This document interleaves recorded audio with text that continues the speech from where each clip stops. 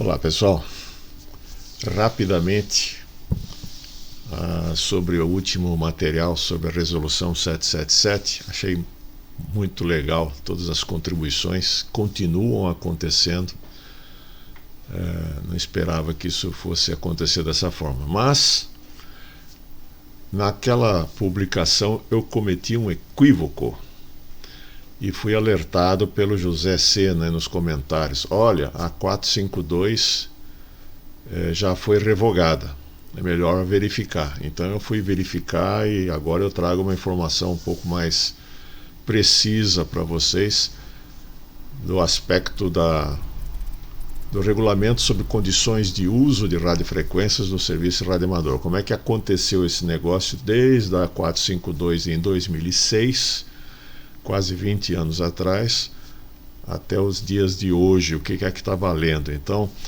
vamos lá nessa maratona, ela não é pequena. Bom, retificando e ratificando, a 452 de 2006 realmente foi revogada. Eu fui pouco preciso na busca que eu fiz, né? E eu baixei uma 452 que ela era uma versão não revogada, então o arquivo não falava nada, para mim ela estava valendo. Como faz tempo que eu não mexo com esse assunto, então eu não fui atrás, mas com o alerta do José Sena eu fui, encontrei obviamente a resolução 452 revogada. Ela tratava do serviço de radioamador, especificamente da alocação de espectro para o serviço de radioamador. Foi revogada pela 697 em 2018. Mas a 697 também foi revogada. A 697 ainda tratava do serviço de radioamador, especificamente. Foi revogada pela 759 em 23. Mas a 759 também foi revogada pela 772, tá? A 772 muda o conceito. A 772 ela é genérica do ponto de vista de definir a alocação de espectro para os serviços de radiocomunicação e telecomunicações. É o plano de distribuição de faixas de frequência. Eu o conhecia antes e o termo dele completo é Plano de Atribuição e Distribuição de Faixas de Frequência no Brasil. É o PADDFFB. Só que o acrônimo foi encurtado para PDFF. E a 759 foi então revogada pela 772, e quando você procura a 772, ela está vigente. A 772 foi publicada em janeiro passado, 2025. Aprova o plano de atribuição, destinação e distribuição de faixas de frequência no Brasil, também chamado de PDFF. Nós vamos chegar nele, tá? Vamos continuar aqui.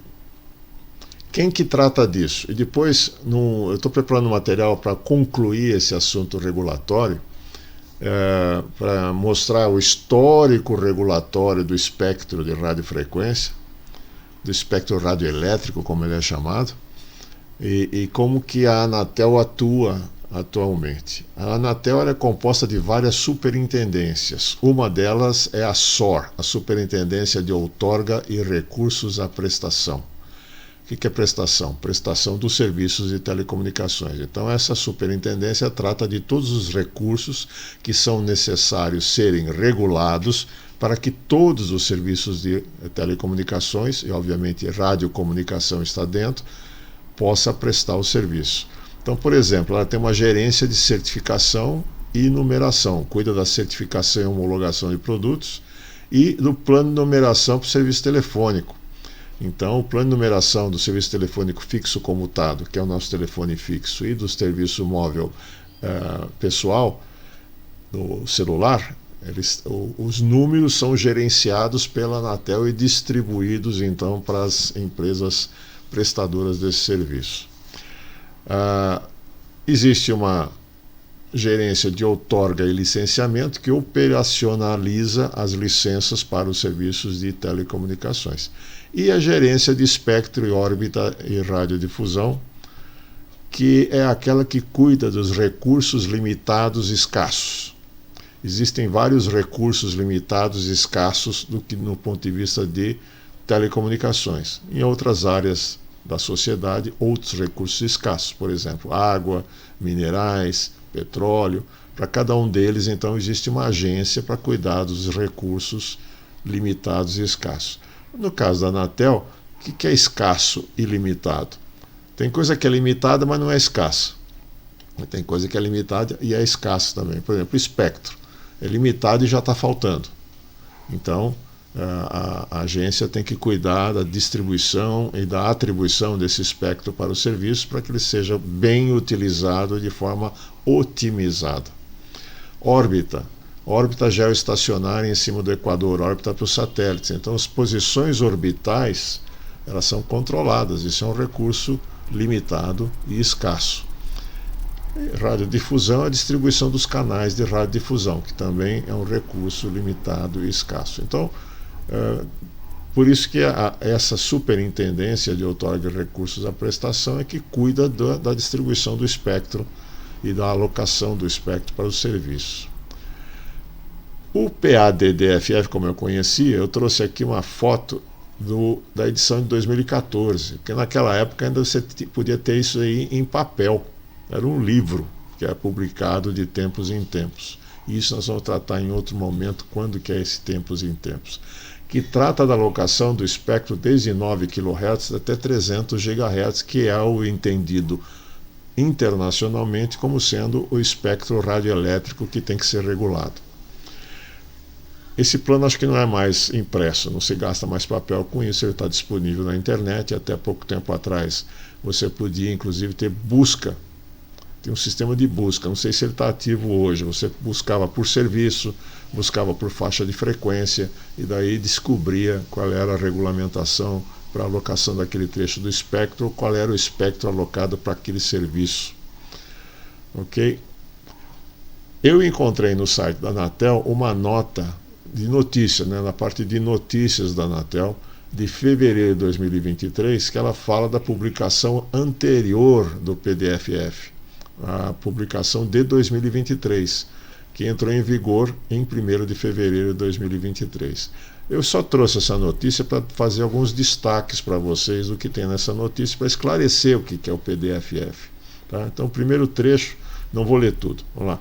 Ele estabelece quais frequências são atribuídas e destinadas aos serviços de radiocomunicação. Aqui, talvez você esteja perguntando como que uma frequência é atribuída e quando que ela é destinada. Bom, ela é destinada ao serviço. Então nós, do serviço de radioamador, temos faixas de frequências destinadas ao serviço de radioamador. E quando que ela é atribuída?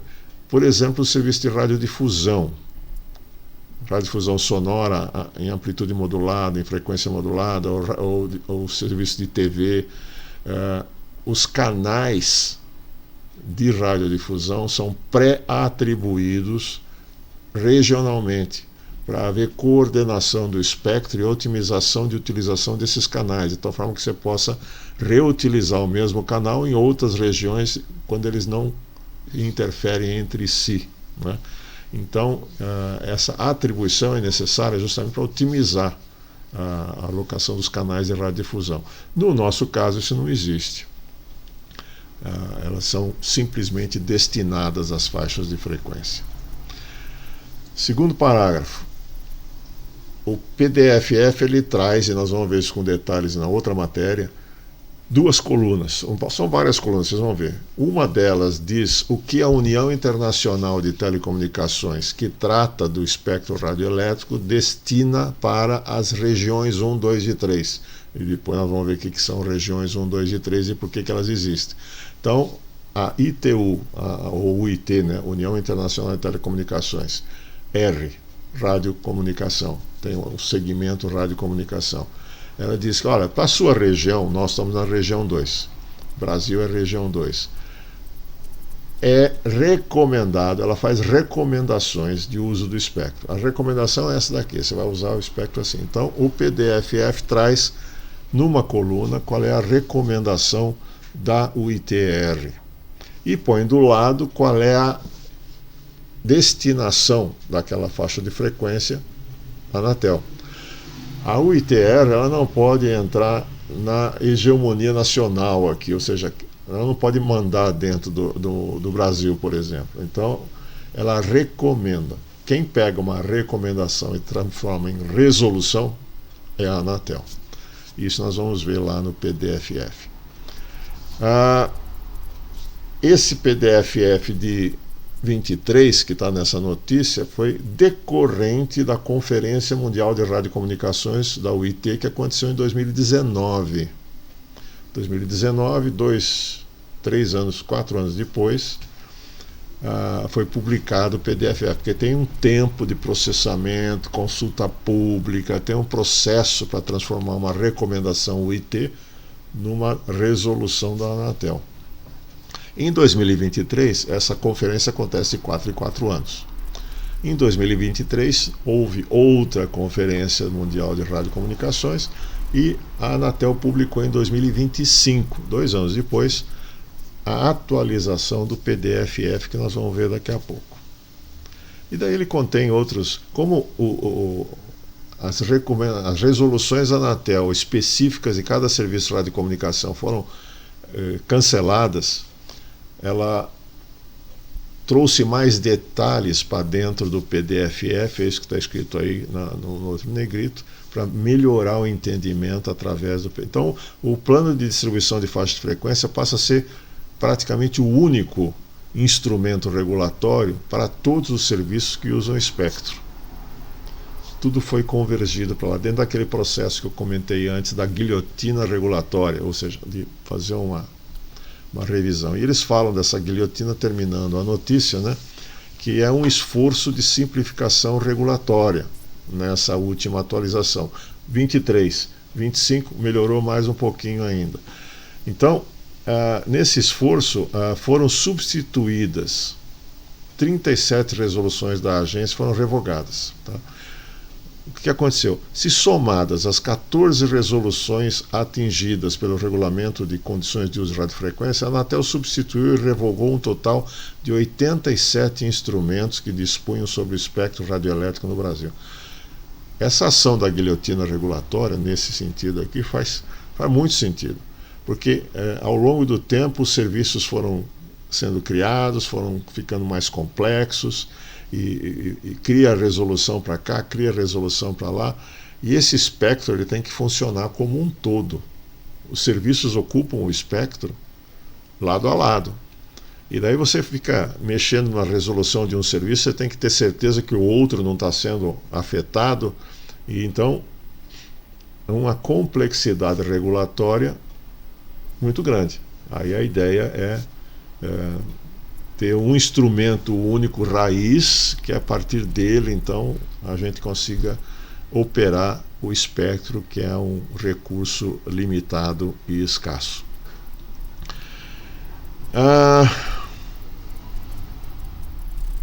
Ok, aqui é só para dizer que no fim o novo PDFF já está disponível no site e foi aprovado pela resolução 759 de 23, que já não existe mais, já foi revogada e existe a 2025.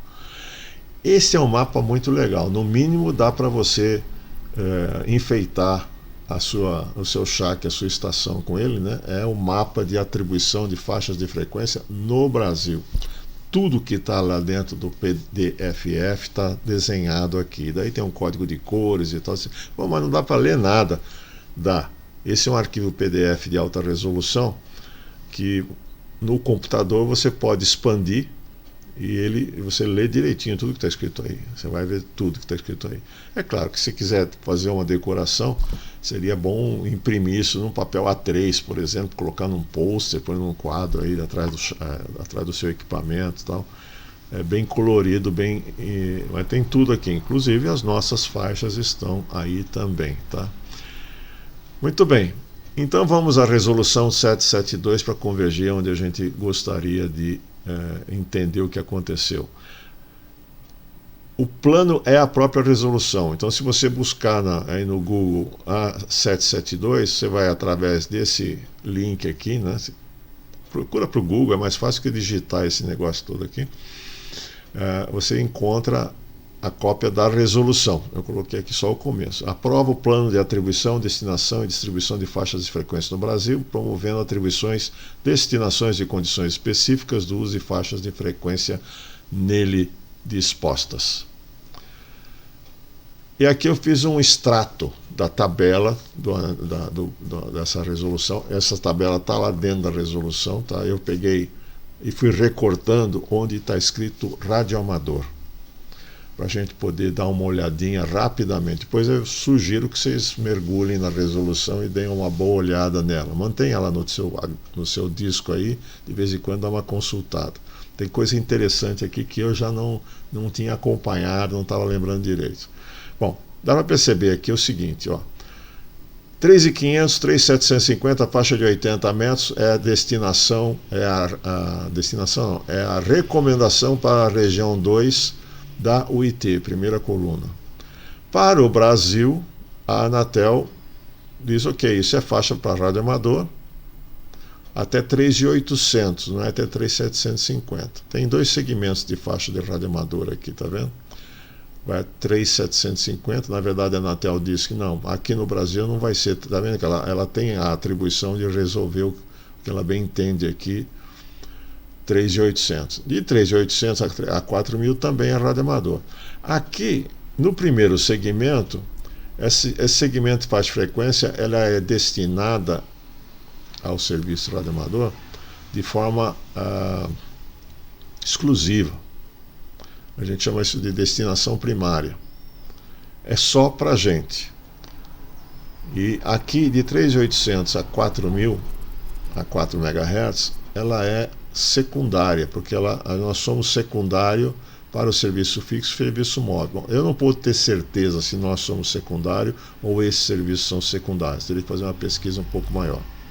Mas, no mínimo, esse trecho de 200 kHz aqui ele é compartilhado com serviço limitado privado e serviço telefônico fixo comutado. Eu não tenho ideia nenhuma desses serviços estarem operando em faixa de HF de baixa frequência, então não vale nada.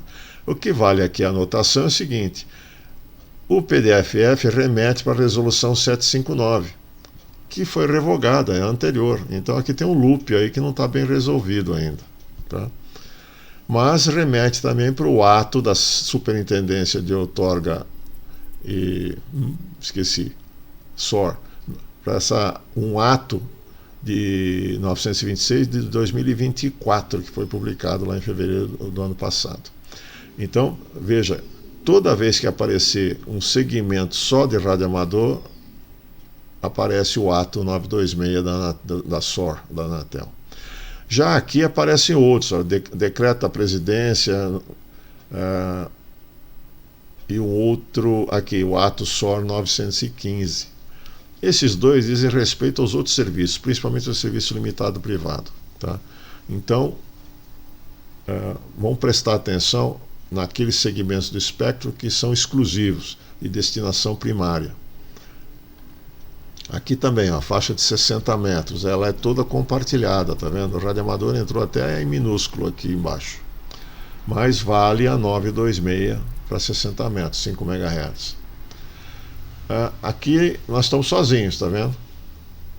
Apesar de que a região 2 diz que a gente pode usar por satélite, e aqui aparece só a 926, a 759 está excluída. 40 metros, vai até 7.300, está tudo certo, 926, aqui tem 30 metros, está compartilhado, tá vendo? Está compartilhado, por isso que aparece a 915 aqui para o serviço limitado privado, mas o que vale para nós é a 926. Aqui 20 metros, até 14.350, que é o que a gente conhece, 926. 18 MHz, está aqui também, 926, exclusivo para a gente. 15 metros, 926. 12 metros, né? 926, exclusivo. 10 metros também é só nossa, 926. O que mais que tem aqui embaixo? 6 metros também só nossa, 926. 2 metros, 926. o resto 2 metros, 2 segmentos, porque a ITU quebra, né? O 2 metros em 2 pedaços, porque na Europa, por exemplo, acho que ela é até 146 só. Nós é que temos a faixa inteira como americano. Na região 2 vale tudo. O que mais tem aqui? 220, só a 926, 432. Essa faixa nós somos secundários, tá? Nessa faixa eu lembro que a operação do serviço radioamador é secundária. Por isso que nós compartilhamos o serviço limitado privado, o radiolocalização. Aí no meio a gente tem, por exemplo, em 433, né, o serviço de radiação restrita com controle remoto de portão, alarme de carro e tal.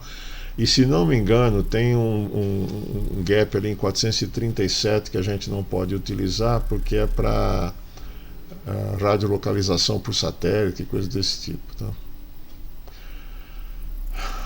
Que deve estar aqui nesse segmento. Aqui, exploração de terra por satélite, o 437. Deve estar escrito aqui na 5171, por exemplo. Então aqui o 438 até o 440, né? Também a gente compartilha com o limitado privado. Então o 70 centímetros, 400 mega, nós somos destinados em operação secundária. A gente tem que compartilhar interferências ou não interferências. Tá? Muito bem. Então, olhando o PDF-F de 2025, a gente vê que quando se fala de radioamador, se fala de ATO 926. Isso quer dizer o seguinte: a Anatel está restringindo os elementos regulatórios. No caso de destinação e atribuição de espectro, ela remete tudo para o PDF-F e depois ela trabalha com atos. Então, esse ato é o último que a gente viu ali, foi publicado em fevereiro de 24 e ele define todas as características do uso do espectro. Então o PDF-F diz quais são, né, as faixas de frequência e o ato diz como usar essas faixas de frequência. Daí eu peguei aqui alguns trechos, eu sugiro que vocês baixem o ato 926 na internet para dar uma olhada, porque é bem detalhado. Ele substitui a 452 praticamente. Ele não trata dos indicativos de chamada e uma série de outras coisas como exclusão da licença. Ele não trata, mas ele trata de como a gente usa o espectro. Então dá uma olhadinha lá. Eu só peguei um trecho de tabela que algumas coisas me fizeram lembrar e chamou a atenção, né? Por exemplo, os segmentos de baixa frequência aqui, né, ondas longas, 160 metros, por exemplo, tem uma extensão em 160 metros aqui de 1.850 até 2 MHz para o pessoal de classe A. Não sei se a gente sabe disso, mas a faixa foi estendida e esse segmento de 150 kHz está lá para classe A. 80 metros, também a extensão de 3.800 a 4 é só para o pessoal de classe A. A faixa de 60 metros só para o pessoal de classe A. 40 metros, isso a gente já sabia, né? Todas as classes em telegrafias, A e B acima da telegrafia. 30 metros só classe A. 20 só classe A, fechado. 17 metros só classe A. E aqui me chamou a atenção também que eu não lembrava, não sabia, né? O pessoal da classe B pode operar 15 metros, até 21.300. E a classe A 21.300 a 21.450. Mas a faixa mais útil do 15 metros, vamos chamar mais útil, mais populada, né, dos 15 metros, classe A e B. 12 metros, isso aqui é muito legal. Eu comecei a operar 12 metros, estou precisando fazer uma antena um pouco melhor, mas é uma faixa muito gostosa, gente. É bom vocês prestarem atenção nos 12 metros. Olha aqui, todas as classes. É uma faixa com uma propagação muito interessante, tá? Ela está próxima dos 10 metros, está um pouquinho abaixo dos 11. Baixo ruído, para quem a maioria de nós estamos imersos no ruído da cidade. tem pouco ruído aqui em 12 metros. Então presta atenção nessa faixa. Tem muita Europa aqui, Estados Unidos também, mas tem muita Europa aqui. Eu já fiz muita Europa aqui em 12 metros. Então presta atenção nela. E 10 metros todas as classes. Atenção, radioamadores de apartamento. 10 metros. E 12, hein? 12 também. 12 e 10 metros, antenas menores, baixo ruído. Vocês estão em apartamento normalmente em área urbana, densa. Faixas muito interessantes, classes A, B e C, todo mundo podendo operar nessas faixas tranquilamente. Aqui umas coisas interessantes, só para... Isso aqui já é velho, né? A gente já sabia disso. Classe A pode operar até 1500 watts, classe B até 1000 watts, classe C até 100 watts. Aqui, entre classe C e classe B, tudo bem, tem uma diferença de 10 dB, de 10 vezes. Agora, que diferença tem você estar operando com 1000 watts ou 1500 watts? Não dá diferença nenhuma, a não ser na conta de energia elétrica. Mas isso é histórico, né? Isso é histórico. E uma coisa que eu achei assim, tendendo ao ridículo, né? Você vai operar lá em 135, 137 kHz, no máximo com 1 volt irradiado, EIRP, depois da antena. Não sei o que dá para fazer ali. Não sei realmente o que dá para fazer ali. E tem que tomar um cuidado danado, porque aqui em 135, perto de 135, é uma faixa do ISM, né? Do Serviço Industrial Médico Científico, destinado, hoje está sendo usado bastante para brinco de boi, para identificação RFID para brinco de boi, né? Então tem algumas coisas acontecendo por aí, mas é tudo radiação muito restrita. A outra faixa é um pouco abaixo de ondas médias, a gente trabalha com 5 watts irradiada. Então não é, quer dizer, vamos caprichar na antena. Não, se você caprichar na antena, 5 watts é depois da antena. Então eu não sei o que dá para fazer com 5 watts em 470 kHz. Em 5 MB dá para trabalhar com 25 watts. A gente já usou muito AM 25 watts, em 40, né? E em 7 MHz, em 80 também. Então até que dá para trabalhar aqui na faixa de 60 metros. E aqui o resto é para micro-ondas, então isso não nos interessa. Muito bem, gente. Foi longa a conversa, mas eu acho interessante. Vou apresentar só um histórico depois de uma próxima matéria sobre como é que esse regulatório todo funciona, para a gente entender ao que nós estamos submissos quanto ao uso do nosso espectro. Obrigado pela atenção e pela paciência.